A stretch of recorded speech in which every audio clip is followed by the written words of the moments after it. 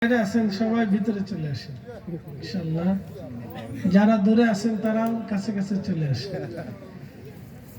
ইন্নাল হামদুলিল্লাহ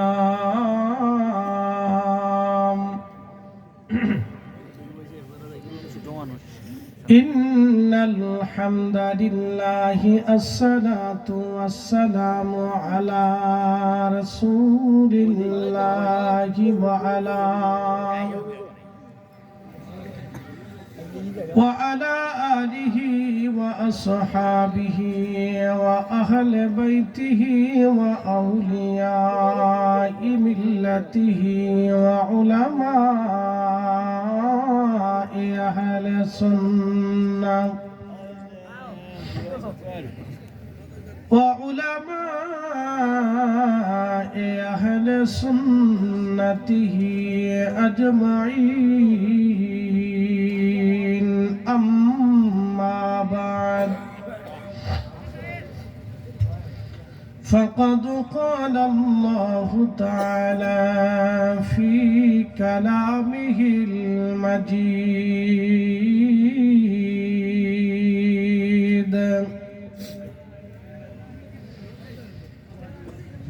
إن الله يأمر بالعدل والإحسان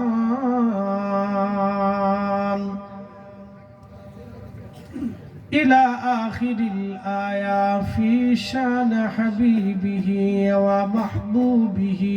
إن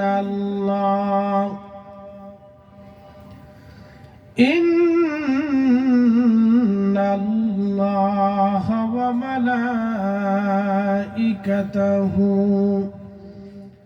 يصلون على النبي يا أيها الذين آمنوا صلوا عليه وسلموا تسليما. اللهم صل على سيدنا مولانا محمد وعلى آل سيدنا مولانا محمد. নবীর ইশকে জানো দিল ভাই,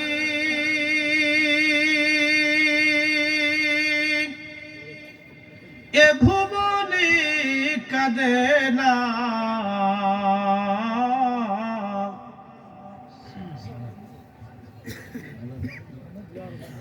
নবীর ইশকে জানো দিল ভাই,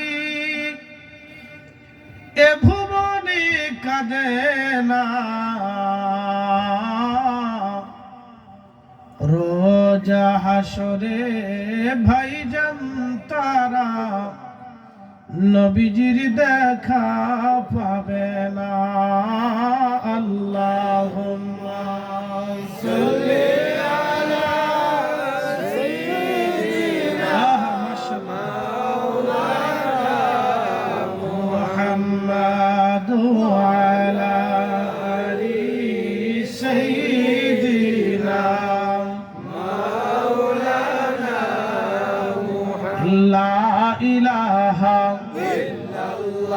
জরে লা ইলাহা ইল্লাল্লাহ, লা ইলাহা ইল্লাল্লাহ, লা ইলাহা ইল্লাল্লাহ। হাসবি রাব্বি জাল্লাল্লাহ, মা ফি কলবি গায়রুল্লাহ। আহা নূর মুহাম্মদ সাল্লাল্লাহু লা ইলাহা ইল্লাল্লাহ, লা ইলাহা ইল্লাল্লাহ, লা ইলাহা ইল্লাল্লাহ, হক লা ইলাহা ইল্লাল্লাহ, লা ইলাহা ইল্লাল্লাহ, লা ইলাহা ইল্লাল্লাহ মুহাম্মাদুর রাসূলুল্লাহ পড়ি সাল্লাল্লাহু আলাইহি ওয়াসাল্লাম। হযরত আল্লামা ফুলতুলি সাহেব কেবলা রাহমাতুল্লাহ আলাইহি রিসালাত সাওয়াব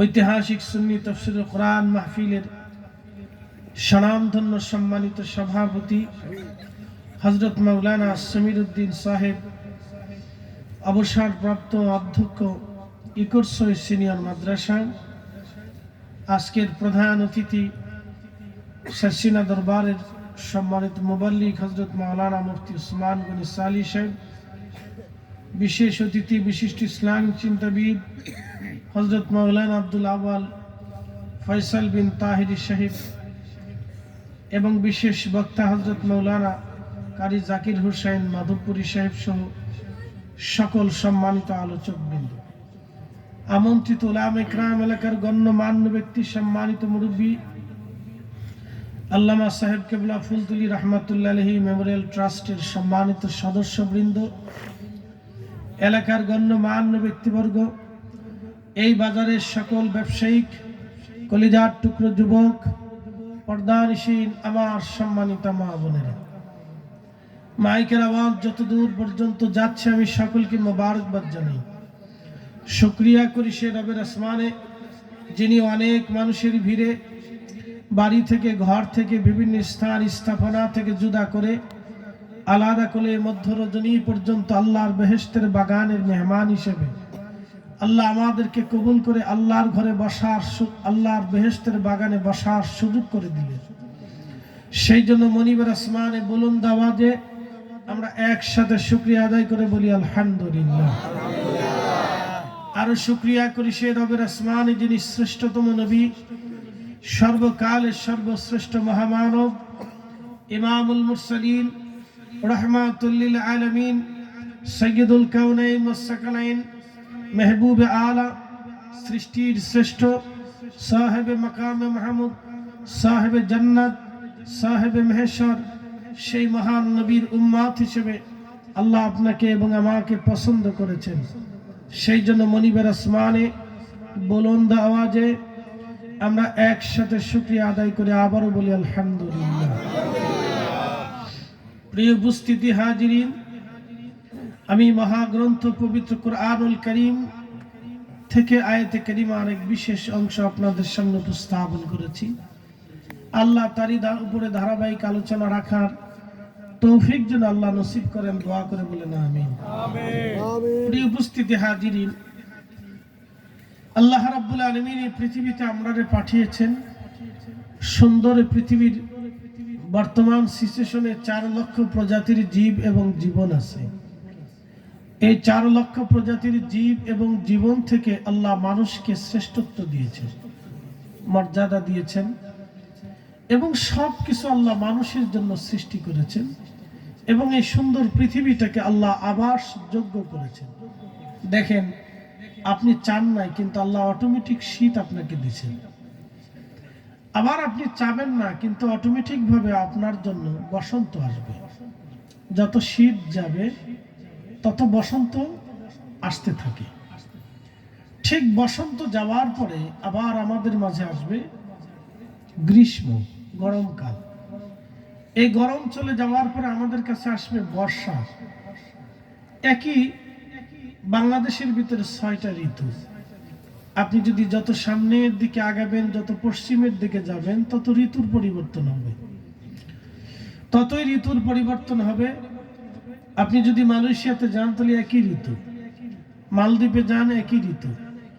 ঠিক এক সময় যখন প্রচন্ড শীত পড়ে তখন দেখা যায় সাহারা মরুভূমিতে গরম পড়তেছে। আবার রাশিয়ার দক্ষিণের দিকে চলে গেলে, উত্তরের দিকে গেলে শুধু দেখবেন বরফ আর বরফ, বরফ আর বরফ, ঠান্ডা আর ঠান্ডা। একই পৃথিবীর নিচে কত কোয়ালিটির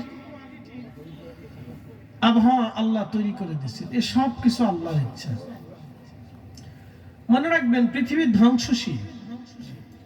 যেমন শীত আসার পরে আবার বসন্ত আসে, ঋতুর পরিবর্তন হয়, জীবনের পরিবর্তন হয়।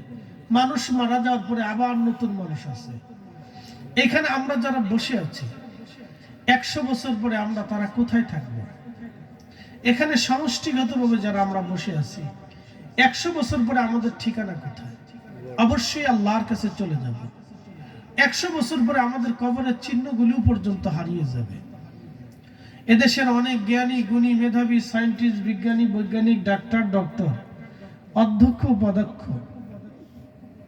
আলেম, মুহাদ্দিস, প্রিন্সিপাল, বুজুর্গ, সাধারণ, চোর, বাটপার, সিটার, রাজনীতিবিদ, সুস্থ অসুস্থ, পাগল, ভালো, জ্ঞানী, গুণী এবং সাধারণ অসাধারণ, ধনী এবং দরিদ্র, কত মানুষের কবর মাটির নিচে হলো। বলেন তো কয়জনের কবরের কাছে মানুষ যায়? হিসাব কষলে দেখবেন খুব কম সংখ্যক। কারো দাদা মরে গেছে, নাতি সময় পেলে দাদার কবরের পাশে যায়, কিন্তু ছোট্ট কালে ওই নাতিটাই দাদা ছাড়া কিছু বুঝতো না। আজকে দাদাকে out of sight, out of mind, চোখের আড়াল হয়ে গেছে, দাদার কথাও ভুলে গেছে। এটাই পৃথিবী। ভুলে যাওয়াটাই স্বাভাবিক, মানুষ ভুলে যায়। আদম আলাইহিস সালাম ভুলে গিয়েছিলেন, এই জন্য তার সন্তানরা ভুলে যায়, এই জন্য তার সন্তানরা ভুলে যায়। নারী জাতিরা দেখবেন মানুষ মারা যাওয়ার পর হাই হুতাশ হয়ে কাঁদে না? খুব কাঁদে, সুরে সুরে গান গায়ে গিয়ে কাঁদে। কাঁদে না ভাই? অনেক নারীরা দেখবেন এই সুরে সুরে কাঁদতেছে। আহা, কোথার থেকে যে সুর আসে আমি নিজেও জানি না। খুব কাঁদে, অনেক কাঁদে। কিন্তু জীবনে কোনো নারীকে শুনলাম না যে আমার স্বামী 30টা বছর আমাদের জন্য হাড় ভাঙ্গা পরিশ্রম করেছে, আমার স্বামীর কিছু ঋণ আছে, এগুলি মৌকুফ করানোর আগে আমার স্বামীর কবরে দিয়েন না। কোন স্ত্রী বলে না। সবাই কান্দে। জরিনার বাপ, তুমি গেলা গা, আমার কি হইব?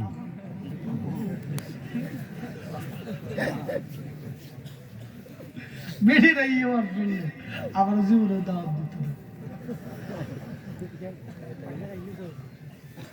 সবাই কান্দে। জরিনার বাপ, আমার কি হইব? আরে হইল কি রে আল্লাহ, সুর এটা দিয়ে এর বেটা ধাক্কা দেয়। ওরে আল্লাহ, কিতা হইল আমার। আপনাদের সিলেটের কান্দনটা আমি আর পারি টারি না, আমাদের এলাকার কান্দন আমরা শোনাচ্ছি। তো মহিলারা এইভাবে কাঁদে। বলে কেন কাঁদে? স্বামীর চিন্তায় কাঁদে না, নিজের চিন্তায় কাঁদে। কথা ঠিক আছে নি? তাহলে যদি নিজের চিন্তায় বেড়ি কাঁদে, তাহলে বড় বেড়ির চিন্তায় আপনার সুদ খেয়ে না। কথা ঠিক আছে নি? তাহলে ওই নারীর চিন্তায় আপনার আর ঘুষ খাওয়া যাবে না, অন্যায় করা যাবে না, অন্যায় কাজ করা যাবে না। কথা ঠিক আছে কিনা মনে রাখেন। সূত্র একটা দিয়ে গেল।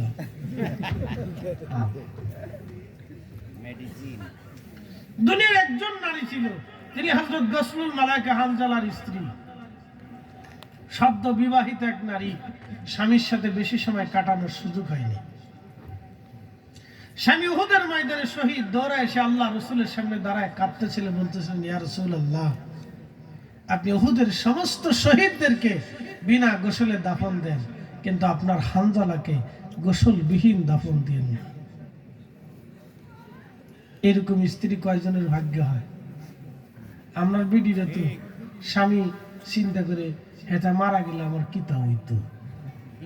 হ্যাঁ, 100% বেডির ভিতরে 80% বেডি এটা চিন্তা করে যে আমার স্বামী মরে গেলে আমার কিতা হইতো। এই জন্য খালি আপনারা তেলাইবো, আমার ব্যাংকে কিছু টাকা দাও, যা কিছু দাও,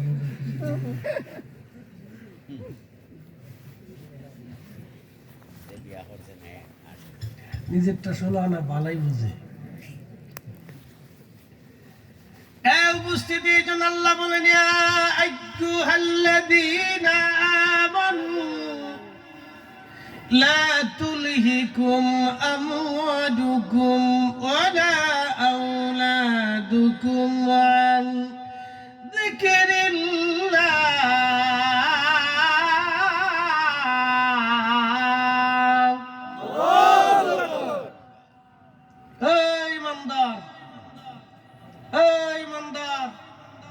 সম্পদ, সন্তান, এই দুইটার মোহে পড়ে আমি আল্লাহর জিকির থেকে তুমি গাফেল হও না। আল্লাহ সতর্ক করে দিয়েছে, হে ইমানদার, আমি আল্লাহর জিকির থেকে তুমি মাহরুম হয়েও না, গাফেল হয়েও না। নামাজ থেকে, রোজা থেকে, জিকির থেকে, হজ থেকে, যাকাত থেকে, তাহাজ্জুদ থেকে তুমি জুদা হইও না বান্দা। তোমার সন্তান এবং সম্পদের প্রেমে পড়ে। পৃথিবীতে সমস্ত মাই সন্তানকে ভালোবাসে। কুকুরের মা, বিড়ালের মা, ছাগলের মা, গরুর মা, মহিষের মা, উটের মা, পাখির মা, সব মা সন্তানকে ভালোবাসে। ভালো করে বুঝেন। আপনাদের দেশে একটা গরুর বাচ্চা হলো, গরুর বাচ্চাটাকে কোলে করে সারা এই মিরপুর দিয়ে আপনি হাঁটবেন। হাঁটতে হাঁটতে নদীর ভিতরে নামবেন, দেখবেন গাভীটা রশি, গলার থেকে রশি কেটে দেবেন, ও কোথাও যাবে না, আপনার পিছ পিছ হাঁটবে।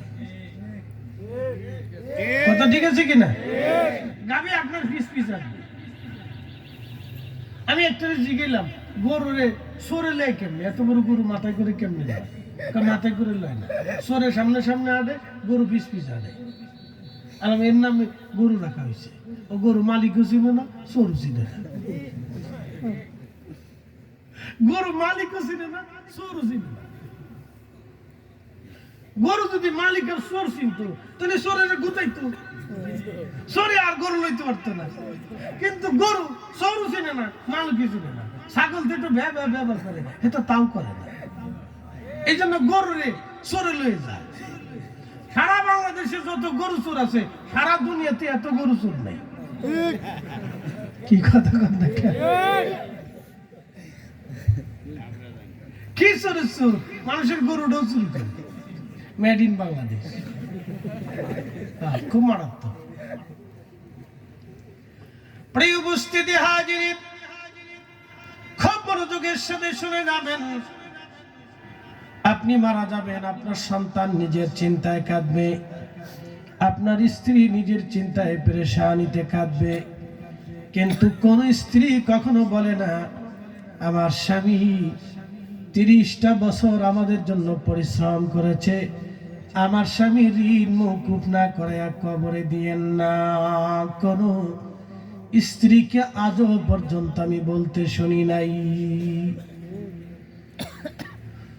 ও হাজিরিন, কিন্তু গসলুল মালায়েকার হানজালার বিবি এসে নবীজির দরজায় এসে দাঁড়িয়ে বলেন, ইয়া রাসূলুল্লাহি, সবার কবর আপনি বিনা গোসলে দিয়ে দেন, কিন্তু আপনার হানজালার কবর বিনা গোসলে দেন না। কারণ সে নাপাক, কারণ সে নাপাক। তার গোসল বিনা, দাফন বিনা গোসলে দিয়েন না। এরা হলো বিবি যারা ধর্ম সম্পর্কে জানে। শুধু বিবির সাথে ভালোবাসার সম্পর্ক রাখলেই হবে না, এই ভালোবাসার মধ্যে তাকে দিন সম্পর্কে জানাইতে হবে, ইসলাম সম্পর্কে তাকে বুঝাইতে হবে। মিরপুরবাসী খুব মনোযোগ দিয়ে শুনে যাবেন। হাজিরিন, আমরা আল্লাহর কাছে সবাই চলে যাব, আমরা রবের দরজায় সবাই চলে যাব, কেউ দুনিয়াতে থাকবো না। আমরা আল্লাহর আদালতে চলে যাব। মানুষ মরে যাওয়ার পরে একটা দোয়া পড়া হয়, কোরআনের আয়াত, ইন্না লিল্লাহ, নিশ্চয় আমরা আল্লাহর জন্য, ওয়া ইন্না ইলাইহি রাজিউন, নিশ্চয় আমরা আল্লাহর কাছে ফিরে চলে যাব, রবের কাছে আমরা ফিরে চলে যাব। ফিরে তো যেতেই হবে, তো কি নিয়ে যাওয়া লাগবে? ফিরে যেহেতু যাওয়াই লাগবে, তো কি নিয়ে যাবেন? 1 নম্বর ঈমান, 2 নম্বর আমল।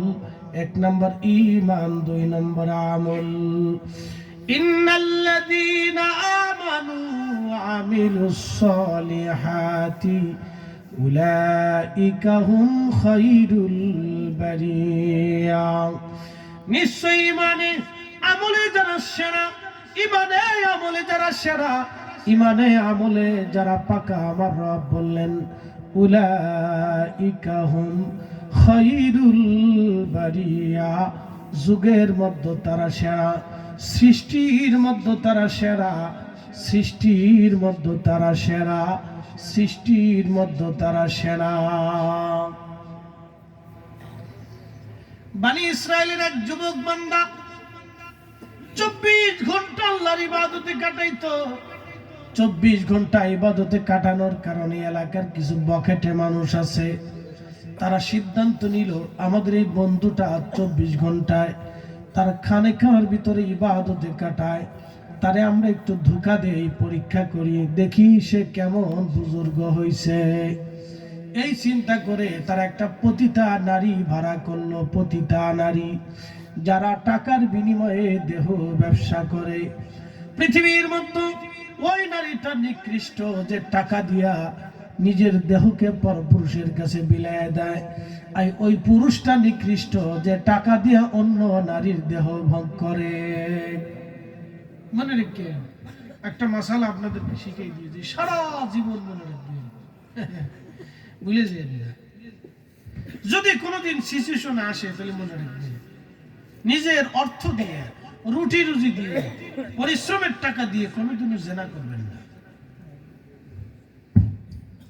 মানুষ যখন সুদ খায় তখন তার ওই সুদের টাকার কারণে তার রিজিকের বরকত নষ্ট হয়, কিন্তু নিজের টাকা দিয়ে কেউ যদি জেনা করে তাহলে ওই টাকা তাকে এমন ভাবে ধ্বংস করে দেয় যে তার সুখ নামক পাখি আকাশে উড়ে চলে যায়। সে কোনোদিনও সুখ পাবে না, কোনোদিনও শান্তি পাবে না। যদি এরকম ভুল হয়ে থাকে তাহলে তওবা করে নিয়ে, মারাত্মক তওবা করেন, একবারে ইখলাসের সাথে সিজদায় পড়ে তাহাজ্জুদের সময় মাফ চাইলেন, আল্লাহ ভুল হয়ে গেছে, আপনি মাফ করে দেন, আমার রিজিক নষ্ট করে দিন না আল্লাহ। তো জীবনেও শান্তি পাবেন না। বলে দিয়ে গেলাম যদি পান তাহলে গরিবাদ দিয়ে চুরি করবো। আমার চোখের সামনে ধ্বংস হয়ে যাওয়া বহু মানুষকে দেখা আছে। এ আল্লাহ, দেখতে দেখতে ধ্বংস হয়ে গেছে, দেখতে দেখতে একবারে শেষ হয়ে গেছে, নিঃশেষ হয়ে গেছে, কিচ্ছু নেই, কিচ্ছু নেই, একবারে শেষ হয়ে গেছে, দেখতে দেখতে ধ্বংস হয়ে গেছে, বুঝছেন? এই জন্য এই কাজ জীবনেও করবেন না, ভুলেও করবেন না, কেউ প্ররোচনা দিলেও করবেন না। পৃথিবীর শ্রেষ্ঠ সুন্দরী নারী আসলেও তার সাথে জেনা করবেন, নিজের অর্থ দিয়ে কাজ করবেন না, সাবধান। আপনাদেরকে বলে দিই, চিপায় হাত দিয়ে বলতেছি, তাহলে একবারে জীবনের তরে ধ্বংস হয়ে যাবে, সর্বনাশ হয়ে যাবে। টাকা দিয়ে কোনো পতিতা নারীর সাথে, কোনো নারীর সাথে আপনি দৈহিক মিলনে আবদ্ধ হবেন না। লা হাওলা ওয়ালা কুওয়াতা ইল্লা বিল্লাহ। খুব মনোযোগ দিয়ে কথা শুনে যাবেন। তো পতিতা নারীকে তারা ঠিক করলো, পতিতা নারীকে বলল, তুমি যদি যুবকের সাথে জেনা করতে পারো তোমাকে পুরস্কার দেব। পতিতা নারীরা তো বেহায়া, তারা টাকার জন্য সব করতে পারে, টাকার জন্য ওদের কোনো শরম লজ্জা নেই, ওদের কোনো সমাজ সমাজ নাই, কিচ্ছু নাই। টাকার কারণে যে কোনো পুরুষের কাছে ওরা নতি স্বীকার করতে পারে, এরা পতিতা। এই পতিতা নারী রাজি হয়ে গেল, কিন্তু যুবক জানে না তার পিছনে আকাশে মেঘ জমে আছে, কত কঠিন বিপদের মেঘ জমে আছে, যুবক জানে না। আর একটু দিয়ে একটু গনো গনো মাইরি চা দরকার, এটা নাহলে আমরা মেশিনের ধার আসে না, মেশিন তো একটাই, ও বাজাচ্ছি আছে 14 বছর চলতেছে, 14 বছর ধরে মেশিন বাজতেছে। আপনাদের এই সিলেটের প্রথম মাহফিল ছিলাম জগন্নাথপুরে, আমার মনে আছে। ওই যে তখন আর ব্রিজ ছিল না, তখন ছিল আপনার ফেরি। তো ফেরি পার হইয়ে তখন তো প্রথম আসি 27-25 দিনে ফেরি পার হয়ে জগন্নাথপুরে এদিকে আইসে একটা দিকে যে বাজার কদ্দুর কি একটা যেন ওই ভিতরের দিকে মাহফিল, আচ্ছা যাই হোক আর কি, তো বাজার কদ্দুরকে বাক্কা দূর, তোকে বাক্কা কি বাক্কা দূর, বাক্কা দূর, আমাকে বাক্কা কি, তার তো বাক্কা বুঝতেছি। পরে আরেকজন বুঝছে যে হুজুর নতুন আছে, পরে এসে বাক্কা মানে অনেক দূর, যাক ভাষা একটা শিখছে, একটা ভাষা শিখছি। খুব মনোযোগ দিবেন, প্রত্যেক মার ভাষাই সুন্দর, কথা ঠিক আছে নি? প্রত্যেক মায়ের ভাষা সুন্দর, সে যেই ভাষায় কথা বলুক, আঞ্চলিক ভাষায় বলুক, যে ভাষায় বলুক, মার প্রত্যেক মার ভাষাই সুন্দর। তো খুব মনোযোগ দিবেন। এই পতিতা নারী টাকার জন্য সুযোগ খুঁজতেছিল এই যুবকের সাথে কিভাবে জেনা করবে। সে একদিন রাতের আধারে গুড়ি গুড়ি বৃষ্টি নামতেছিল। এই যুবকটা এই মহিলাটা রওনা দিয়ে আল্লাহরে ওলি যুবকের খানকার সামনে যে করাঘাত করলো, টুকা দিল। কে? আমি একজন বিপদগ্রস্ত নারী, দয়া করে দরজাটা খুলে দেন, আমি আপনার সাথে কথা বলে চলে যাব। রাতের আধারে আমি পথ হারিয়ে ফেলছি। আল্লাহর বান্দা, যদি আপনি আমার বিপদ থেকে না বাঁচান তাহলে আমি শিকারগ্রস্ত হয়ে যাব, বিপদগ্রস্ত হয়ে যাব, কোন পুরুষের লালসার শিকার হয়ে যাব আমি। পৃথিবীতে দেখবেন আপনি কি বলবেন আর বলার কিছু নাই। আমাদের বাংলাদেশের কথাও বলে লাভ নাই, ভারত তো সেটা অন্য কথা। ভারতে তো কোনো নিরাপত্তা নাই, কি বলবেন। সেই দিন ভিডিওতে দেখলাম এক মহিলা হেজাব পরা ট্রেনের ভিতরে বসে আছে। ভারতের সব হিন্দু না, আমি সব হিন্দুর দোষ দেব না, অনেক হিন্দুরা ভদ্র মানুষ, শিক্ষিত, জ্ঞানী আছে। কিছু উগ্রপন্থী হিন্দু বিজেপির ভিতরে আছে, একটা আছে শিবসেনা। এই বেয়াদবগুলি মুসলিম মেয়েরা বোরকা বললে তাদেরকে উত্ত্যক্ত করে, ইফটিজিং করে, জ্বালাতন করে। মুসলমান খুব মনোযোগ দিবেন। গো রক্ষার, গো মাতা রক্ষা কমিটি করে মুসলমানদেরকে গরু কোরবানি করতে দেয় না। দেখবেন অনেক সময় মুসলমানদের গরুর গোশতের কথা বলে, অনেক মুসলমানের জীবন তারা কেড়ে নিয়েছে, মুসলমান হত্যা করেছে। আজও পর্যন্ত ভারতের জমিনে তার কোনো বিচার হয় নাই। এই মব সৃষ্টি করে অসংখ্য মানুষের প্রাণ তারা কেড়ে নিয়েছে। শুধু মুসলমান না, ও দেশের খ্রিস্টানদেরকেও তারা হত্যা করেছে।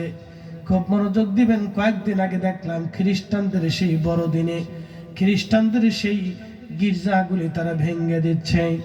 চাইনিজ মানুষের কথা বলে তাদের দেখলাম, ওই আপনার কি বলে, এই আপনার চাইনিজদের কথা বলে তাদের এক উপজাতি, এই এক উপজাতিকে তারা হত্যা করেছে, পিটিয়ে মেরে ফেলেছে। এই যে মব তৈরি করে অশান্তি সৃষ্টি করে ভারতের জমিনে তারা এইভাবে করতেছে। আজ মুসলমানরা নিরাপত্তাহীনতায় ভোগে। শুধু কি ভারত, এইভাবে করে করে রোহিঙ্গাদেরকে হত্যা করা হলো। আজকে ১.৫ লক্ষ ফিলিস্তিনি হত্যা করা হয়েছে। কালকে খবরের ভিতরে দেখলাম আল জাজিরার প্রকাশে, ফিলিস্তিনের একটা ছোট্ট বাচ্চাকে হত্যা করার জন্য ইসরায়েলি সেনারা ৩৬৫টা বুলেট ব্যবহার করেছে। ৩৬৫টা গুলি গাড়ির ভিতরে করে ছোট্ট বাচ্চাকে হত্যা করেছে। কল্পনা করে যাক, কত নৃশংস, কত নৃশংস। পৃথিবীর আদালত আজকে নিশ্চুপ চুপ হয়ে বিবেকহীন হয়ে বসে দিয়েছে। কোথায় মানবতা, কোথায় হিউম্যানিটি? যারা মানবতা মানবতাকে শিখলে ওই সাদাগুলির তো খুঁজে পাওয়া যায় না।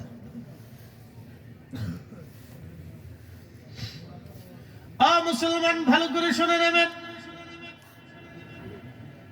প্রতিটা নারী যখন এই কথা বললো, আল্লাহর ওলির মনের দয়া লাগলো। ওই যুবক সাথে সাথে দরজা খুলে দিলেন। ঠিকই দেখলেন এক নারী দাঁড়ানো, দরজা খুলে ভিতরে এনে তাকে একটা রুমের ভিতরে আলাদা পর্দা করে ব্যবস্থা করে দিয়ে বললেন, আপনি রাতটা এখানে কাটান, সকাল সূর্য উদয় হলে আপনি সকালে চলে যাবেন। আল্লাহর যুবক তো সরল মনে জায়গা করে দিয়েছে। ইমাম আবুল ফারাজ ইবনুল জৌজি তিনার কিতাবের মধ্যে লেখেন, এই যুবকটা সরল মনে তারা জায়গা করে দিলেন। মনে রাখবেন, পৃথিবীর সব অলিরাই সরল হয়ে থাকে। অলিরা এত প্যাঁচগোছ বোঝে না, অলিরা সহজ সরল হয়। অলিরা সহজ সরল হয়, অলিরা এত প্যাঁচগোছ বোঝে না। অলিরা দয়াশীল হয়, অলিরা ধৈর্যশীল হয়, অলিরা আমানতদারিতা হয়, অলিরা সত্যবাদী হয়। এই জন্য আল্লাহ বলেন, কুনু মা'আস সাদিকিন, তোমরা অলিদের পথে ঘোরো, অলিদের সাথে যাও, অলিদের সঙ্গী হয়ে যাও। যারা আল্লামা সাহেব কেবলা ফুলতুলি রাহমাতুল্লাহ আলাইহিকে দেখেছেন একজন ধৈর্যশীল পুরুষ, দেখেছেন একজন বিনয়ী পুরুষ, দেখেছেন একজন আমানতদারী পুরুষ, দেখেছেন একজন মেহমানদারী একজন পুরুষ, দেখেছেন একজন দোয়াগীর একজন পুরুষ। দেখেছেন আপনারা নরম মনের অধিকারী একজন পুরুষ, এরাই দুনিয়াতে মানুষের কোটি কোটি মানুষের হৃদয় জয় করে হৃদয়ের ভিতরে স্থান নিয়ে তারা ঘুমায় গেছে। এরাই আল্লাহর ওলি। কথা বলেন ঠিক না বেঠে?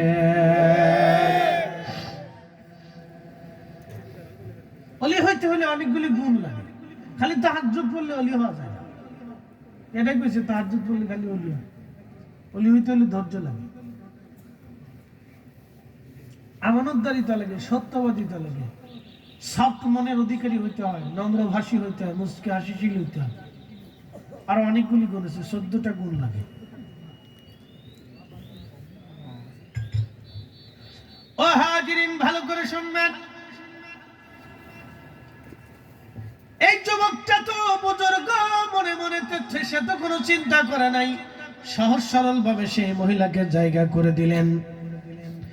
জায়গা করে দেওয়ার পরে মহিলাকে জায়গা করে দিয়ে সে চিন্তা করলো মহিলার স্থানে থাকুক, আমি নামাজে দাঁড়ায় যাই। সে চেরাগ বাতি জ্বালাইয়া নামাজে দাঁড়ায় গেল।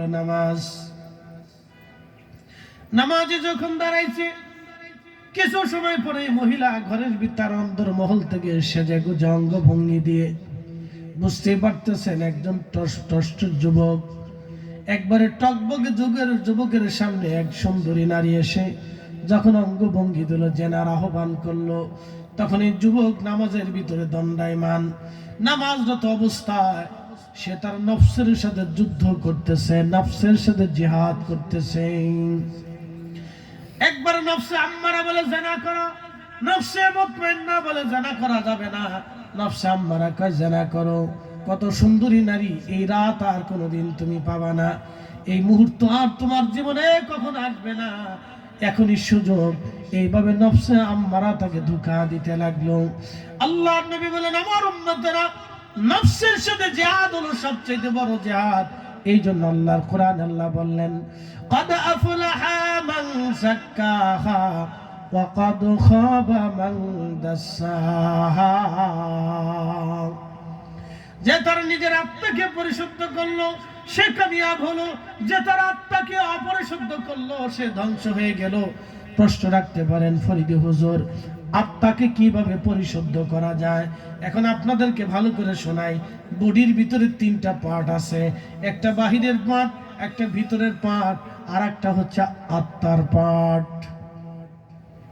বাহিরে ওযু করলেন, গোসল করলেন, শরীয়তের মাসালায় শরীর পাক হয়ে গেল।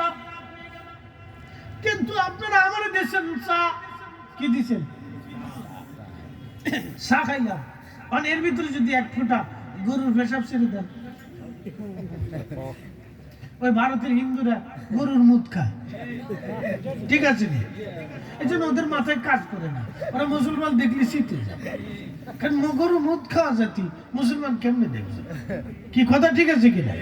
সব আবার হিন্দুরা মুত খায় না, হিন্দুদের ভিতরে মত পার্থক্য আছে, সবাই মুত খায় না, কিছু হিন্দুরা মুত খায়, খায় যদি কিছু ভিটামিন পাই। আমি এক ডাক্তারকে জিজ্ঞেস করলাম, ভাই গরুর মুতের ভিতরে আছে কি, কোন প্রোটিন মোটিন ভিটামিন সিটামিন ABCD কিছু আছে? না, অ্যাসিড আছে। খাক, তাহলে অসুবিধা নেই, মুত খায় যদি শান্তি পাই তো খাক। আর কি করে, কি পাগল চিন্তা করে, মানে সাইকোলজিক্যাল প্রবলেম আছে। এর বুড়িগঙ্গার পানিতে মাথা ধোয়ানোর দরকার, ওটা খুব বিশুদ্ধ পানি। বাপরে বাপ, কত সুন্দর পানি ভাই, পৃথিবীতে এরকম পানি কোথাও আছে আমার জানা নাই।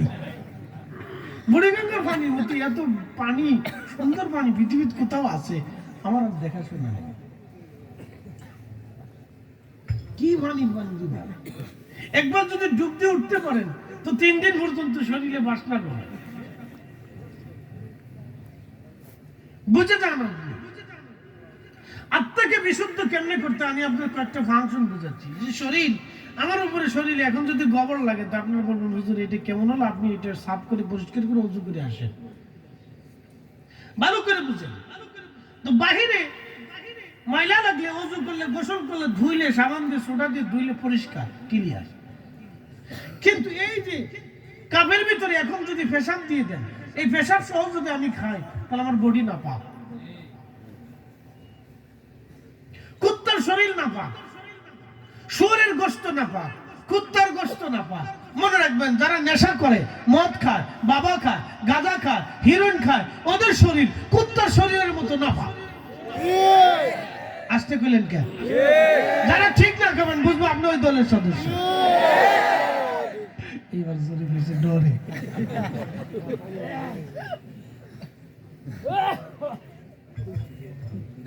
এই মশলা সারা জীবন মনে রাখবেন। আমি বাকি দলিল টলি আর কিছু দেব না। একবারে জায়গা মতো হিট করছি, অরিজিনাল কথা বলি বলছি। এই কথা সহজে কেউ কবে না, আমি বলে ফেলছি। একবারে জায়গা মতো হিট করছি। কুত্তার শরীর যেমন নাপাক, যারা নেশা করে তাদের শরীর এরকম নাপাক। মনে রেখেন, তো এই নেশার বস্তু খাওয়ার পরে শরীর নাপাক হয়ে যায়। সামনে মাহে রমজান, আল্লাহ রাসূল বলেন, মান সামা রমাদানান ঈমানান ওয়া ইহতিসাবান গুফিরা লাহু মা তাকাদ্দামা মিন যামবিহি।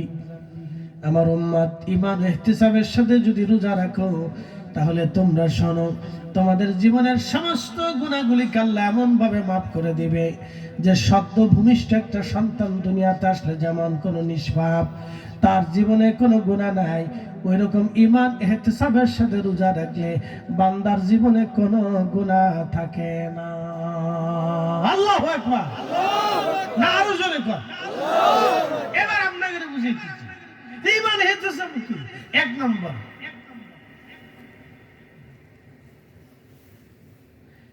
নম্বর বুঝাইতেছি।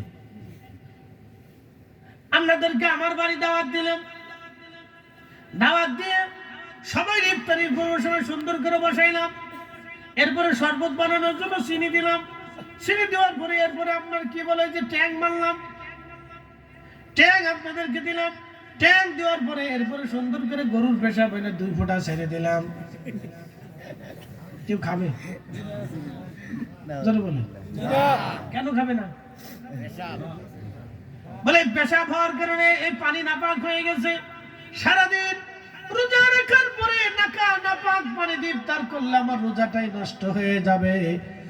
এই গরুর পেশাবওয়ালা পানি দিয়া ইফতার করলে যদি রোজা নষ্ট হয়ে যায়, তাহলে আপনারা বুঝান, সুদের টাকা দিয়ে, ঘুষের টাকা দিয়ে, অন্যের জমি মারিয়ে দিয়ে, ওই টাকা দিয়ে খেজুর কিনে খাইয়া রোজা রাখলে, ইফতার করলে রোজা হবে না।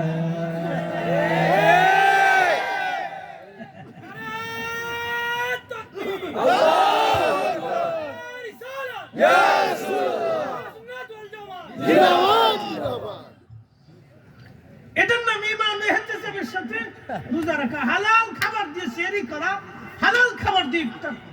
কম খান, অসুবিধা নেই, একটা খান, তাহলে না খেয়ে শুধু পানি দিয়ে ইফতার করেন, তাও আপনার রোজা রাখতে হইবে এই পদ্ধতিতে। এটা ঈমান ইহতিসাব। সাহাবীদের জীবনী আসছে, বহু সাহাবী না খেয়ে থাকছে, শুধু পানি দিয়ে ইফতার করেছে, তারপরেও তারা হারাম বস্তু দিয়ে ইফতার করে নাই। নবীজি বললেন, আমার উম্মতেরা রে, তোমরা রোজাদারকে ইফতার করাও। সাহাবী বলেন, ইয়া রাসূলুল্লাহি, রোজাদারকে ইফতার করাবো এমন সামর্থ্য আমাদের সাহাবীদের ভিতরে অনেকের নাই।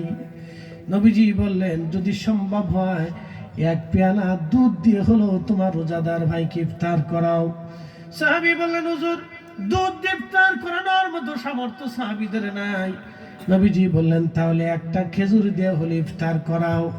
সাহাবী বলেন, হুজুর, একটা খেজুর দিয়ে ইফতার করাবে এমন সামর্থ্য আমাদের অনেক সাহাবীদের ভিতরে নাই। কি কঠিন দিন ছিল আপনি ছিলেন। এখন আপনার বাংলাদেশে ভিখারি, আমার ঢাকাতে এক ল্যাংড়া বেটি ভিক্ষা করে। একদিন আমার ড্রাইভার, আমার আগের ড্রাইভার, ও তো খুব ফুলটা ছিল, উচালা, একদিন জিজ্ঞেস, চাচি কেমন ইনকাম টিনকাম কম? শাশুড়ি একটু ফান টান করে পকাং মারার পরে ইনকাম বালা।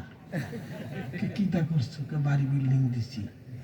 তারপর কার বছরখানি ভিক্ষা করার পরে আর করতাম না। কি সিটার চিন্তা করে ভিক্ষা করে বাড়ি বিল্ডিং দিচ্ছি। ল্যাংড়া বেড়ি তো সবার দয়া লাগছে, 5টা 10টা করে দিতে দিয়ে প্রত্যেক দিন 1,500 2,000 3,000 টাকা ভিক্ষা করে আলাইছে। কি ভিক্ষা শুনে যান, চাকরিজীবীরা ওর কাছে প্রত্যেক মাসে যদি 1,00,000 টাকা 90-80,000 টাকা ইনকাম হয়, বসে থেকে ভিক্ষা করে, তাহলে কি আরামের চাকরি ভাই?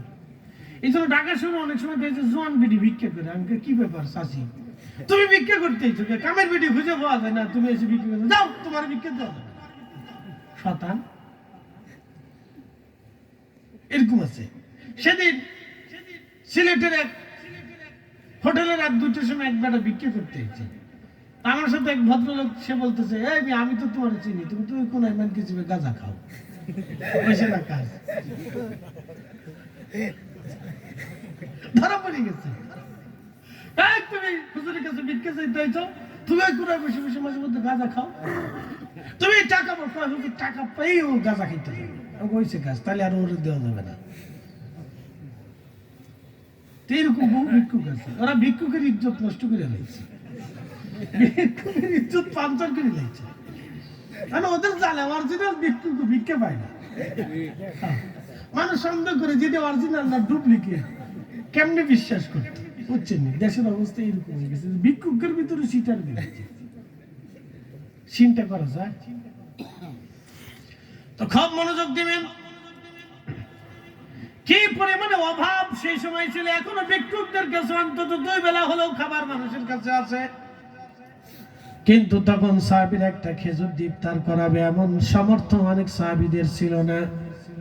নবীজি বললেন, তাহলে যদি সম্ভব না হয়, তাহলে 1 পেয়ালা পানি দিয়ে হলেও তোমার ভাইকে ইফতার করাও, যদি করাইতে পারো তাহলে তার রোজা হোক বা না হোক, তোমার আমলনামায় একজনকে 1 পেয়ালা পানি দেওয়ার বিনিময়ে একটা কবুল রোজার সওয়াব আল্লাহ লিখে দেবেন। একবার জোরে বলা যাবে কি মারহাবা।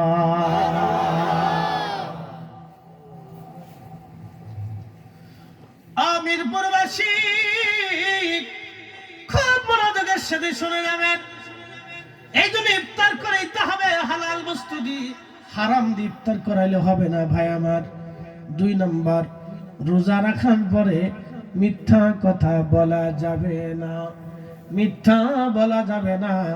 3 নাম্বার, মিথ্যা তো এখন আমাদের কাছে মাছ ভাত হয়ে গেছে, চা পানির মতো হয়ে গেছে মিথ্যা। মোবাইল আসার পরে আরো বেশি মিথ্যা হয়ে গেছে। ঘরের মধ্যে শুয়ে থাকে, আমি ঢাকায় আসি, কথা ঠিক আছে নি? ঢাকায় শুয়ে থাকে, আমি আসি, যে কোনাতে আছি, ওই কোনাতে আছি, কাছেই আছি। একজন আমি জিজ্ঞেছি, কই আছেন? বেলতলা আছি। কি আমাকে বেলতলা আবার কোন জায়গায়? কই আছে, একতলা আছে বেলতলা। মোবাইল আসার পরে যে কি পরিমাণে মিথ্যা দেশে বেরিয়েছে তার কোনো হিসাব নাই। আর এমন এক বাঙালি, বাপরে বাপ, ওরা কোথায় কোথায় মিথ্যা কথা কয়, মসজিদে বইসেও মিথ্যা কথা কয়, মানে কিছু নিয়ে না, মাফ করে দিন। আমার একজন এসে করতেছে, হুজুর বাঙালিদের মতো মুসলমান পৃথিবীতে নেই, এরা সেরা মুসলমান। হ্যাঁ, অরিজিনাল মুসলমান, দোকানে বাকি খেলে আর বেরোত দেয় না।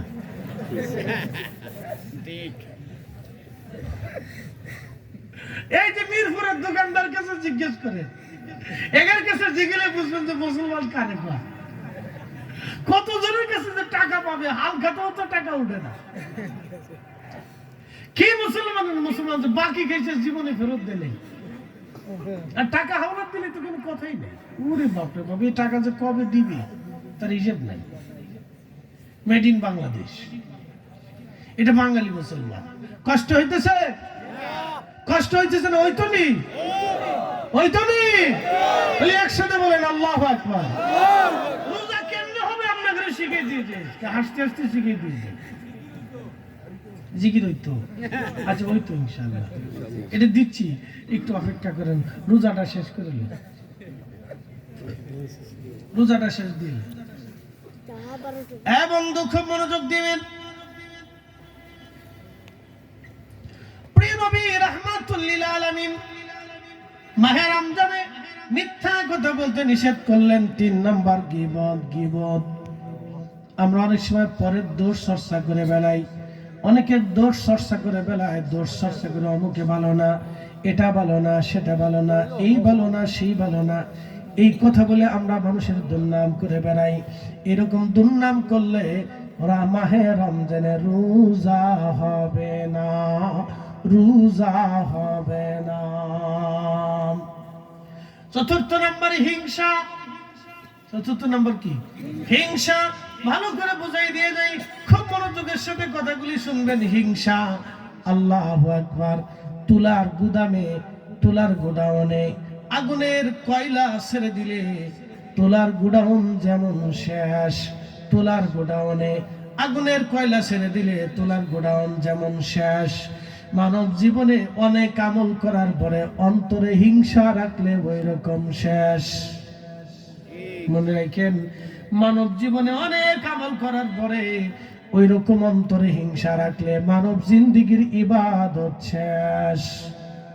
এই জন্য আল্লাহ বলেন আত্মা পরিষ্কার করো। হিংসা মুক্ত যদি আত্মা রাখতে পারেন তাহলে আত্মা পরিষ্কার হয়ে যাবে, আত্মা সাফ হয়ে যাবে। আর আত্মা যদি নাপাক হয়ে যায়, দুনিয়ার কোনো পানি দিয়ে আপনি ধৌত করতে পারবেন না। আল্লামা শেখ বদরউদ্দিন সিরহিন্দি রাহমাতুল্লাহি আলাইহি একটা কিতাব লিখছেন হাজারাতুল কুদস। এই কিতাবের ভিতরে হযরত বাইজিদ বুস্তামির জীবনী লিখতে যায় লেখেন, হযরত আল্লাহর ওলি বাইজিদ বুস্তামি একদিন রাস্তা দিয়ে হেঁটে হেঁটে যাচ্ছিলেন। ঠিক এমন সময় একটা কুকুরের শরীর ভরা ঘা।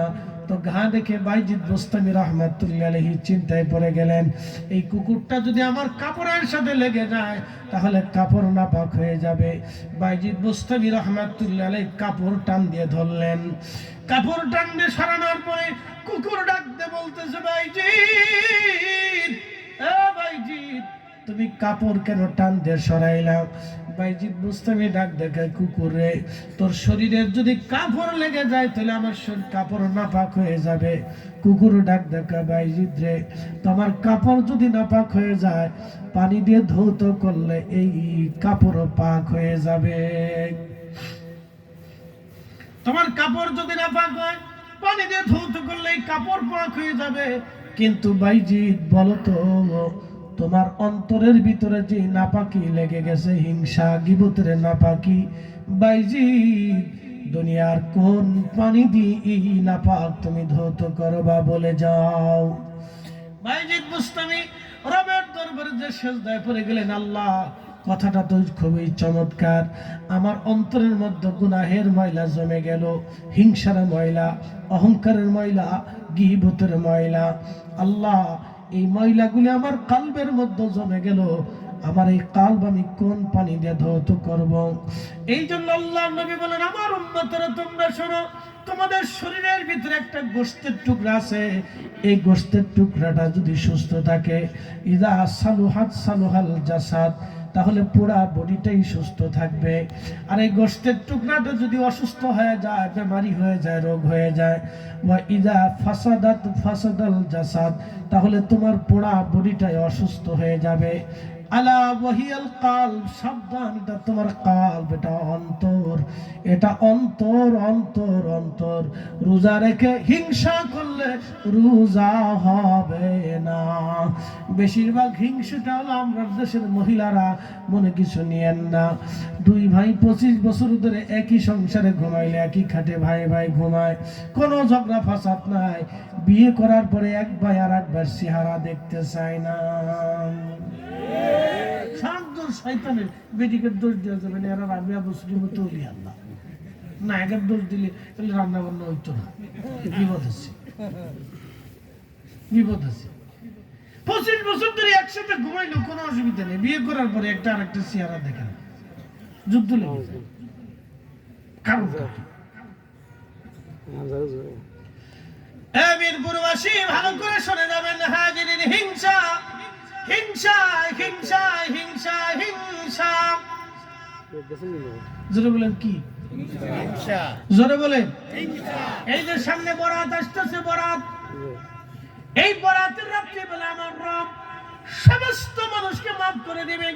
কালকের পরের দিন রাত্রি বরাত, সমস্ত মানুষ আল্লাহ মাফ করে দেবে, সমস্ত মুসলমান আল্লাহ মাফ করে দিবে। কিন্তু দুই শ্রেণীকে আল্লাহ মাফ করবে না। এক নাম্বার যারা নেশা করে, নেশা করে আল্লাহ মাফ করবে না। দুই নাম্বার যারা হাসাদ, যারা হিংসা করে, মুশাহিন, আল্লাহ তাদেরকে মাফ করবে না। হিংসুটিকে আল্লাহ মাফ করবে না। আর নেশাগ্রস্তকে আল্লাহ মাফ করবে না, কারণ দুই কারণে মানুষের বডি নাপাক হয়ে যায়। এই জন্য আল্লাহ এই বান্দাকে মাফ করে না, সাবধান করে বলে দিয়ে গেলাম। আলা ওয়াহিয়াল কলব, তোমার আত্মা যদি সংশোধন হয়ে যায় তাহলে পুরা বডি সংশোধন হয়ে যাবে। এই জন্য সম্পদের অহংকার করা যাবে না, ক্ষমতার অহংকার করা যাবে না, জমি জমার অহংকার করা যাবে না, এই আপনার সৌন্দর্যের অহংকার করা যাবে না, বিদ্যার অহংকার করা যাবে না, এইগুলির কোনো অহংকার করা যাবে না।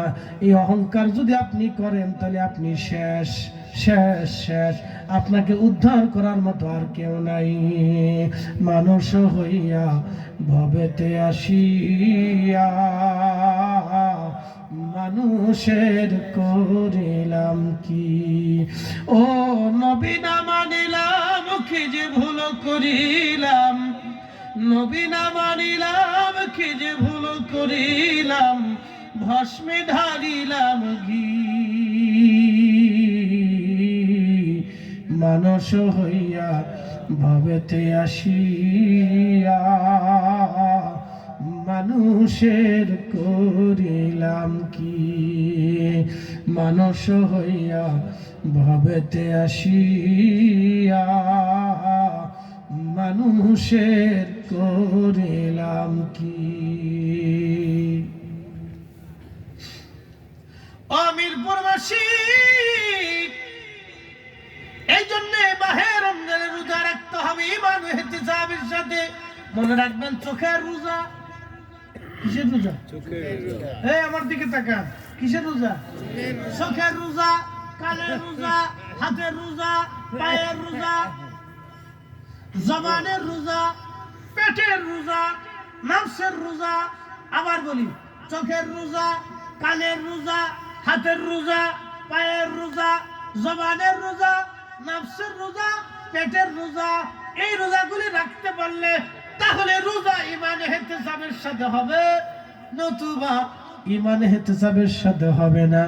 আপনি রোজা রাখছেন কিন্তু নফসের রোজা রাখতে পারেন নাই, এটা আপনি কন্ট্রোল করতে পারেন নাই, রোজা হবে না। আপনি রোজা রাখছেন, চোখের কন্ট্রোল করতে পারলেন না, রোজা হবে না। রোজা রেখে তো অনেকেই রাত্রিবেলা কি বলে যে তারাবির নামাজ পড়ে এসে ঘুমানোর আগে বেডির নাচ দেখে, টুনটুনা টুনটুনটুনা টুনটুনটুনা। এটা ভাবতেছি, ওরে রোজা রেখে আমি কত শয়তান দূরে ধরে আসে। দুস্থ রে, দুস্থ তুমি কাম করছো, দুস্থ ভালো কাজ করছো, দুস্থ তুমি আমার দুস্থ লাগে, দুস্থ চালা দুস্থ, দেখো দেখো শয়তান খুব খুশি হয়। চোখের রোজা, কানের রোজা, হাতের রোজা, পায়ের রোজা, নফসের রোজা, জবানের রোজা, এগুলো আপনাকে আদায় করতে হবে। যদি আপনি করতে পারেন তাহলে ঈমান ইহতিসাবের সাথে রোজা হবে, নতুবা রোজা হবে না। রোজাদারের রোজা হলো না। এরপরে তারাবি, যে ব্যক্তি রাত্র জাগরিত হয়ে তারাবির নামাজ আদায় করবে, আল্লাহ নবী বললেন তার জীবনের গুনাহ মাফ। কিন্তু এখন একদল বানাইলো 8 টাকা তারাবি। কি সুরে সুরে ভাই, আমি এরকম সুর জীবনে কোনোদিন দেখিনি। মানুষ মসজিদে যে জুতা চুরি করে, তার নামাজ চুরি করে নাকি? ওরে সুরে সুরে ভাই, কিতা সুরে ভাষণা মাপড়ি ভা। আমার দিকে তাকা, শয়তানের চিন্তা করি বাপরে।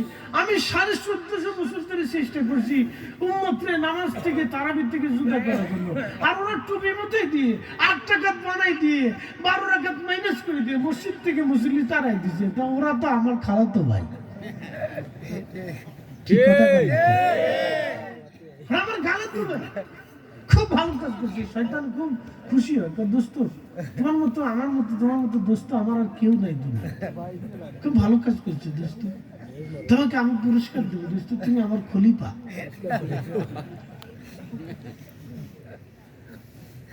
শোনেন আপনারা, হযরত ওমর থেকে এই পর্যন্ত সাহাবীর থেকে এই পর্যন্ত মক্কা মদিনাতে 20 টাকার তারাবি চালু। মক্কার সৌদির বাদশাদের কিয়ামত পর্যন্ত সাহস হবে না মক্কা শরীফে 8 টাকার তারাবি চালু করতে। কিয়ামত পর্যন্ত সাহস হবে না, এই সাহসই তাদের নেই। রাসূলের মসজিদে কিয়ামত পর্যন্ত সুযোগ হবে না, সাহস হবে না 8 টাকার তারাবি চালু করতে। বলে কেন? হযরত ওমর যাহা চালু করে দিয়ে গেছে তাহার উপরে বৃদ্ধাঙ্গুলি যারাই দিবে তাদের ধ্বংস ডেকে আসবে। কথা বলেন ঠিক না বেঠে?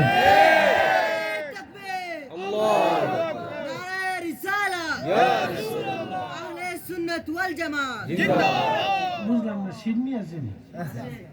আসেনি? তাহলে আওয়াজটা তো দুর্বল মনে হচ্ছে ভাই। সিন্নি লয়ে তো ঘ্রাণটা পেলে শরীরে হিট আসবে।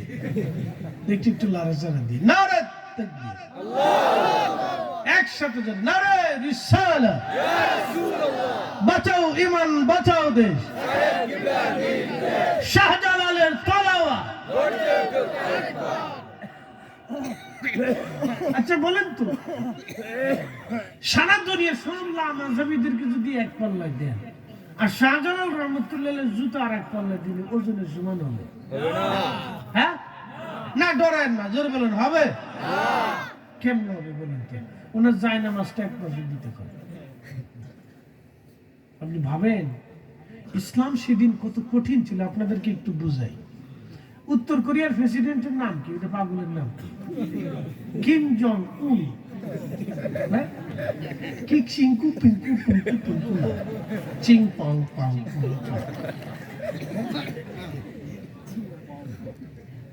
আমি মানুষের মালাক্কাদের চাইনিজদের মসজিদ দেখতে গেছি, তো নামও যেটা চিং পাং পুং পাং, মসজিদ এরকম টুং পাং পুং পাং, মানে সিস্টেম ওরকম। চাইনিজদের বাড়ি দেখবেন ওরকম চুং পাং পুং পাং। হ্যাঁ, চাইনিজ, জাপানি, কোরিয়া, ওদের বাড়ি ওরকম চুং পাং পুং পাং।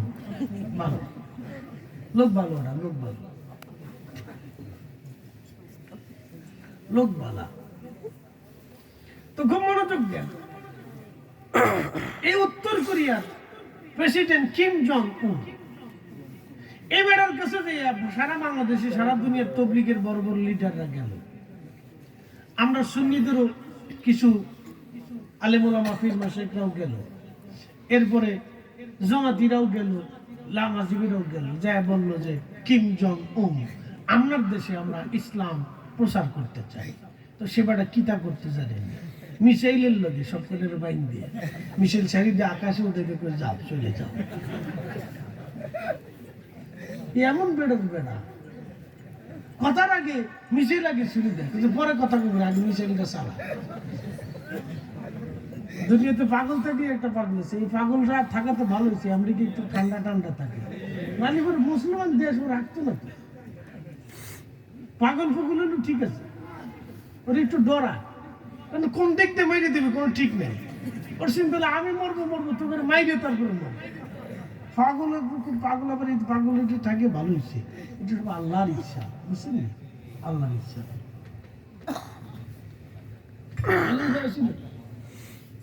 মনোযোগ দেন। উত্তর কোরিয়াতে ইসলাম প্রচার করা যেমন কঠিন, গণগোবিন্দের দেশে ইসলামের কথা বলাটাও তেরকমই কঠিন ছিল।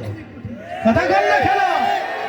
সেই দিন তলোয়ারের সামনে মৃত্যুর মুখে দাঁড়াইয়া 360 জন আল্লাহর ওলি এই জমিনে কালেমার দাওয়াত যারা দিয়েছিলেন, দুঃখের বিষয় আজকের শিক্ষা ব্যবস্থা থেকে, সিলেবাস থেকে আউলিয়া ইকরামের একটা চ্যাপ্টারকে বন্ধ করে দেওয়া হয়েছে, অফ করে দেওয়া হয়েছে।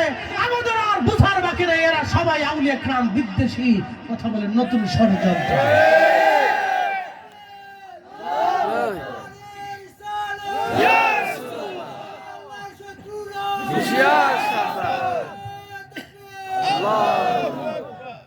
সেই দিন যদি শাহজালাল আহমেদ মুজাররিদি সুরমা নদীতে যায় নামাজ বিছাইতে না পারতেন, তাহলে আজকের এই সুন্দর ইসলামের বাগান আপনাদের নসিব হতো না। ওনারা যেটা এনেছেন এটাই ঠিক।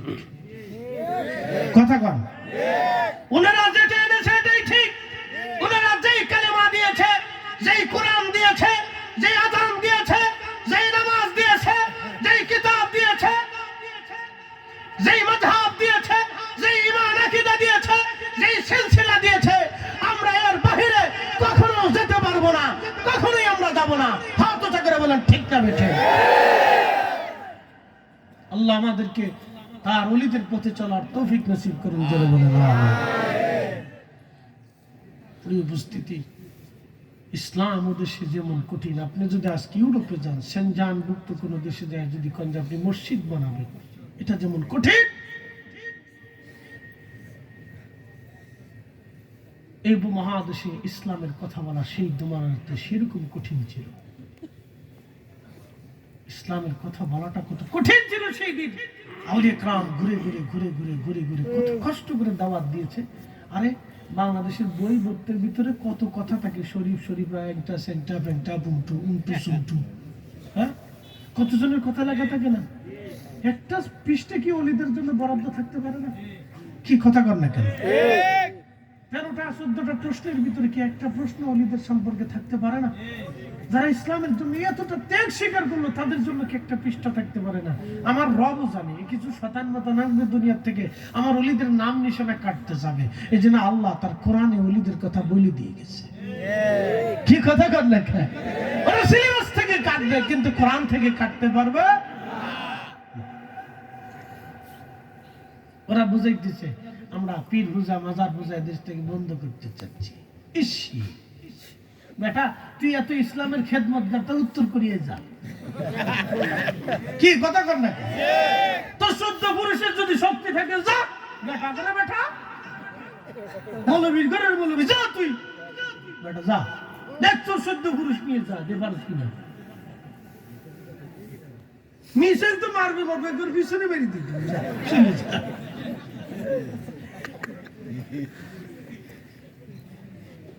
মৌলবী বলছে কেটা কি এত সুন্দর ইসলাম পাইলাম যাদের কারণে আজকে তাদের নাম বই থেকে কেটে দিতে চায়। সাহস কত বড়! হ্যাঁ, কোন সন্তান যদি পিতার অবদানকে অস্বীকার করে তাহলে বুঝতে হবে ওই সন্তান হচ্ছে নিমুখারাম সন্তান। কথা ঠিক আছে কিনা? এদেশে আউলিয়া کرامের অবদানকে যারা অস্বীকার করবে তারা মূলত এদেশের প্রকৃত ইসলামের দুশমন। মনে রেখে মাথায় দিয়ে রাখলাম, বলে যে সারা জীবন মনে রাখবো। আপনি জানেন ইসলাম প্রচার করা ওলিদের জন্য কত কঠিন ছিল সেই দিন, কত পাপ বি। সেই দিন আমি এই মালদ্বীপে মাহফিল করতে গেছি, সেপ্টেম্বর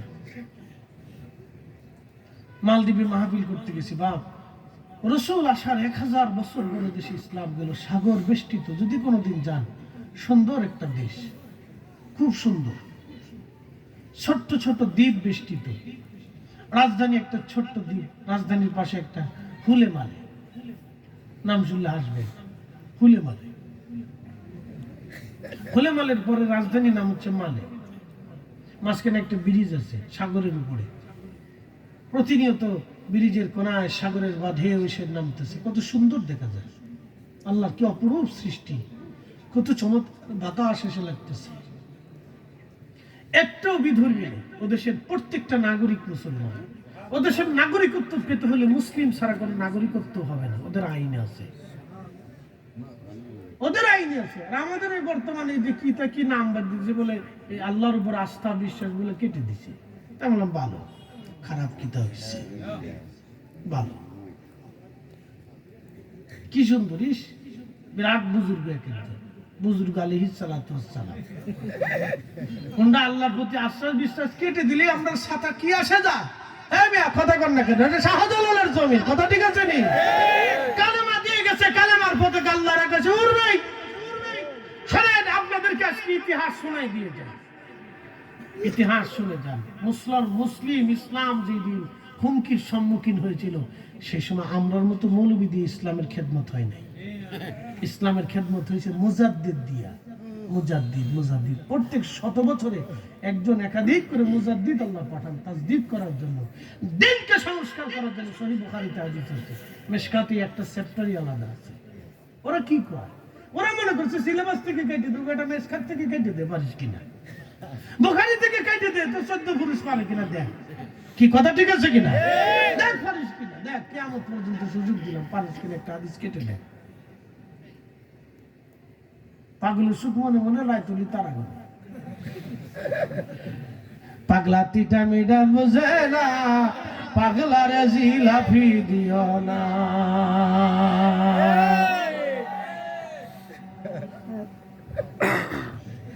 মনে করতেছি আমরা খুব দিনের উপকার করে ফেলতেছি। শয়তানের দূরে দাঁড়ায় দূরে হাসে, দোস্ত তোরা থাকতে আমার আর কোনো টেনশন নেই, তোরা যা করবি তো করে দিবি, অসুবিধা নেই, কোনো সমস্যা নেই। এ বাংলাতে কতজন গেল আসলো, কতজন গেল আসলো, শাহজালাল ঠিকই আছে, কথা ঠিক আছে নি? বহু রাজনৈতিক দল আসবে যাবে, সাথে কতজন আসবে, কত সিলেবাস চেঞ্জ হবে, কত হুজুর আসবে, একটা মরবে আর একটা যাবে, একটা আসবে একটা যাবে, একটা পালাবে, একটা খাইতে, একটা শীতবে, একটা খালের নিচে পড়বে। শাহজালাল ঠিকই আছে, 360 আউলিয়া ঠিকই আছে, আরে আল্লামা সাহেব কিবলা ফুলতুলি ঠিকই থাকবে, জৈনপুরি ঠিকই থাকবে, কাদেরিয়া চিশতিয়া নকশবন্দের ঠিকই থাকবে, কথা বলেন ঠিকই থাকবে। ও সাথে আমরা চিন্তা করি না। আলা ইন্না আউলিয়া আল্লাহ, সাবধান আমার ওলিদের, লা খাউফুন, কোনো ভয় নেই, ওয়ালা হুম ইয়াহজানুন, কোনো চিন্তার কারণ নেই। এমন একজন আল্লাহ দাঁড়া করাই দিবে, দেখবেন আবার জয় জয়কার হয়ে গেছে। টাকা দিয়ে কি মানুষ কিনা যায়? সাময়িক কিনা যায়, সারা মাস বেড়ে করে মার্কা আছে না, আছে কোন সে মার্কা, খনস, আরো ধরে খনস, জোর হয় না কেন খনস, জোরছে বলো খনস, সারা মাস বেড়ে কলস কলস করেছিল। ভোটের 2 দিন আগে রাত্রে বলে বদনালা আইছে, কিন্তু সলিমুদ্দি কি তো পয়সা ভোট কয়টা আছে? আমার বাড়ি 5টা, লাও 5,000 দিয়ে গেল। কলস কলস করে যা মনে তাই ছিললে বদনামরকে মেরে দিস। ঠিক ভোটের দিন প্রথমে 10টার সময় যায় ধারাত ধারাত করে বদনামরকে মেরে দিছে। টাকা দিয়ে সাময়িক ভাবে মানুষ কেনা যায়, কিন্তু স্থায়ী ভাবে কেনা যায় না। আল্লাহর ওলিরা তাদের কাল দিয়া, রূহের শক্তি দিয়া 750 বছর পর্যন্ত শাহজালাল ইয়ামানি এদেশের কোটি কোটি মানুষের হৃদয় কিনে রাখছে। তো বলে কি পাগলের সুখ মনে মনে রায় তুলি তার আগে, ঠিক আছে?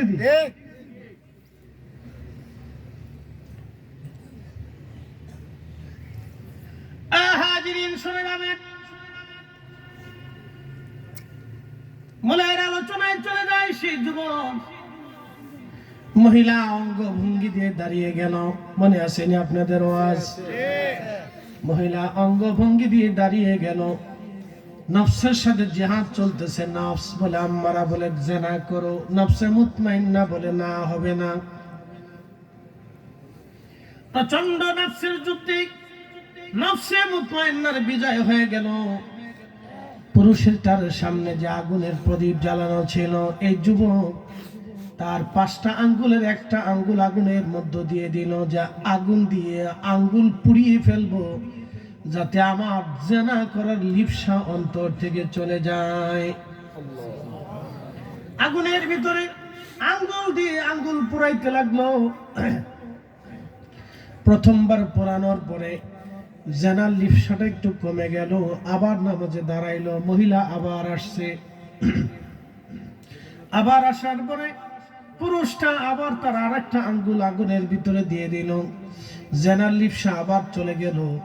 মহিলা আবার আসছে, আবার সে আরেকটা আঙ্গুল ঢুকায় দিল।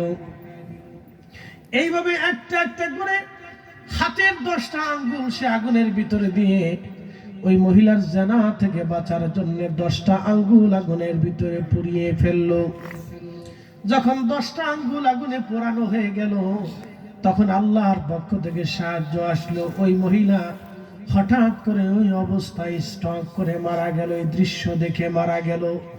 কিন্তু মহিলা মারা গেল বটে, বিপদ আর একটা চেপে গেল।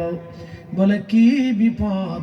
ওই যে বখাটে শয়তানগুলো যারা ছিল চক্রান্তকারী, ওরা চিন্তা করলো কি ব্যাপার, মহিলা ঘর থেকে কেন বের হয় না।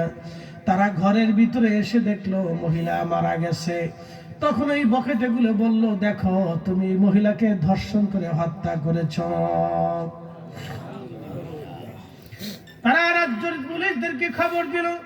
রাজার সন্ধানে এসে দেখলো ঠিকই তার খানকার ভিতরে ডেড বডি পড়ে আছে মহিলা। তখন তো এই ডিএনএ মেনে হাবিজাবি টেস্টমেট ছিল না। তখন রাজার সৈন্যরা বলল কি ব্যাপার? ওই বকেটেগুলো বলল আমরা সাক্ষী, এই পুরুষের ঘরের ভিতরে মহিলা। আবার তারপরে রাজার সৈন্যরা বলল দেখো বুজুর্গ, তোমার ঘরের ভিতরে মৃত্যু সংঘটিত হয়েছে, অতএব তুমি তাকে হত্যা করেছ, নিশ্চয় কোনো কারণ আছে। তখন রাজার সৈন্যরা তাকে নিয়ে গেল, মৃত ডেড বডি নিয়ে গেল রাজ দরবারের সামনে।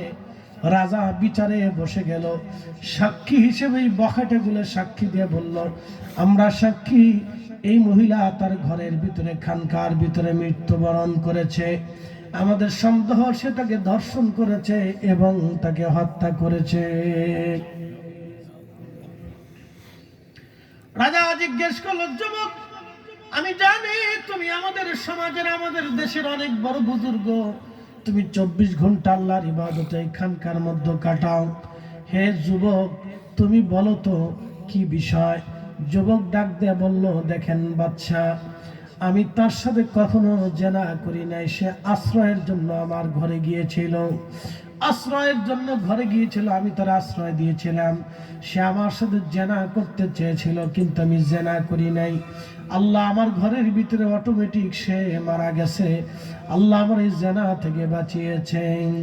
তখন রাজা বলতেছে, যুবক বুঝলাম, তোমার কথা সত্য মেনে নিলাম, কিন্তু বিচারক সাক্ষী ছাড়া তো কোনো বিচারের ফয়সালা দিতে পারে না। যুবক রে, আমি তো বাচ্চা হিসেবে এখনকার জন্য বিচারক, অতএব তোমার সাক্ষী আসেনি, তুমি যে জেনা করো নাই, তাকে হত্যা করো নাই, তোমার পক্ষে কি কোনো প্রমাণ আছে কিনা? যুবক বলল, বাদশা আমার কাছে তো কোনো প্রমাণ নাই। বাদশা বলল, যুবকরা তোমার ঘরের ভিতরে মৃত্যু সংঘটিত হয়েছে, অতএব এই নির্জনে নিভৃতে তুমি ছাড়া কেউ নাই, আর এই মহিলা ছাড়াও কেউ ছিল না। তাহলে আমরা ধরে নেব তুমি হত্যা করেছো, যেহেতু তোমার সাক্ষী নাই। কিন্তু মহিলার পক্ষে তো এই লোকগুলি সাক্ষী দিতেছে। যুবক রে, তোমাকে মৃত্যুদণ্ড দিয়ে দিলাম, বিধান অনুযায়ী সাক্ষী প্রমাণ অনুযায়ী তোমাকে মৃত্যুদণ্ড দিলাম। যুবক ডাক দিয়ে বলল, বাচ্চা মৃত্যুদণ্ড দিলেন, মৃত্যু নিয়ে আমার কোনো আপত্তি নাই, মৃত্যু নিয়ে আমার কোনো ভয় নাই, একদিন তো মারাই যেতে হবে বাচ্চারে, তাহলে একটু কি সময় আমাকে দেওয়া যাবে? মৃত্যুর আগে আমি 2 রাকাত নামাজ পড়ে আমি আমার আল্লাহর সাথে কথা বলতে চাই। তেলের গাড়ি তেলে চলে, হাওয়ার গাড়ি হাওয়ায় উড়ে, বিনা তেলে চালাই গাড়ি নবী সুলাইমান। আমরা সেই মুসলমান, ঠিক কিনা? আমরা সেই মুসলমান। বাচ্চা বলল, ঠিক আছে যুবক তুমি নামাজ পড়ো। মৃত্যুর আগে তো অবশ্যই সুযোগ দেওয়া হয়, তোমাকে নামাজ পড়ার সুযোগ দিলাম, যাও পড়ে নাও। যুবক ওযু করে নামাজে দাঁড়ায় গেল। আল্লাহ বলেন, ইয়া আইয়ুহাল্লাযীনা আমানুস্তাঈনু বিস-সাবরি ওয়াস-সালাহ। হে ঈমানদার, তোমরা আমি আল্লাহর সাহায্য নাও, তোমরা আমি আল্লাহর সাহায্য নাও। প্রথমত তোমরা সাহায্য নেবা সবরের মাধ্যমে, দ্বিতীয়ত সাহায্য নেবা সালাতের মাধ্যমে, ধৈর্যের মাধ্যমে সাহায্য চাও, নামাজের মাধ্যমে সাহায্য চাও। পৃথিবীর যত বুজুর্গরা ছিলেন বিপদে পড়ে গেলে নামাজ পড়ে রবের দরবারে হাত বাড়ায় দিতেন, আল্লাহ ভুল হয়ে গেছে। এই যুবক নামাজ পড়ে রবের দরবারে হাত বাড়িয়ে দিলেন, রব্বি তুমি তো জানো আমি জানা করি নাই, তুমি তো এটাও জানো আল্লাহ আমি এই মহিলাকে হত্যাও করি নাই। আল্লাহ আমি এটা জানি, তোমার মেহশরের মাঠে কবরের জিন্দেগিতে আমি যে অপরাধ করি নাই, তুমি এমন এক বিচারক, আমি জানি তুমি আমারে কখনো অন্যায় না করার কারণে তুমি শাস্তি দেবা না। আল্লাহ মৃত্যু নিয়ে আমার কোনো অভিযোগ নাই, কারণ তোমার দরবারে চলে যাওয়াটাই তো শ্রেয় মনে হয়। আল্লাহ, তোমার কাছে চলে যাব, এতে আমার কোনো আপত্তি নাই, আমার কোনো ভয়ও নাই রাব্বি। কিন্তু আমার ভয় হচ্ছে এই অবস্থায় যদি আমি মারা যাই, দুনিয়ার মানুষ আলেমদেরকে খারাপ মনে করবে, বুজুর্গদেরকে মানুষ অবিশ্বাস করবে। তারা বলবে বুজুর্গরা জেনা করে মানুষ হত্যা করে, আলেমরা আমার জেনা করে মানুষ হত্যা করে। আল্লাহ, দুনিয়াতে কোনো আলেম কোনো বুজুর্গের কলঙ্ক আমি হতে চাই না। আল্লাহ, দুনিয়াতে কোনো আলেম কোনো বুজুর্গের কলঙ্ক আমি হতে চাই না। আল্লাহ, তুমি বিপদ থেকে আমার বাঁচাও। আল্লাহ, আলেম বুজুর্গদের ইজ্জত তুমি রক্ষা করো। আল্লাহ, ইমাম আবুল ফরাজ ইবনুল জাওজি কিতাবের মধ্যে লিখতেছে, ঠিক এইভাবে দোয়া করার সাথে সাথে আল্লাহর আকাশে দোয়া কবুল হয়ে গেল। দোয়া কবুল হয়ে যাওয়ার পরে ওই মেয়েটা মরা থেকে জিন্দা হয়ে বসে গেল। আসতে হয় না, জোরে বলেন আল্লাহু আকবার।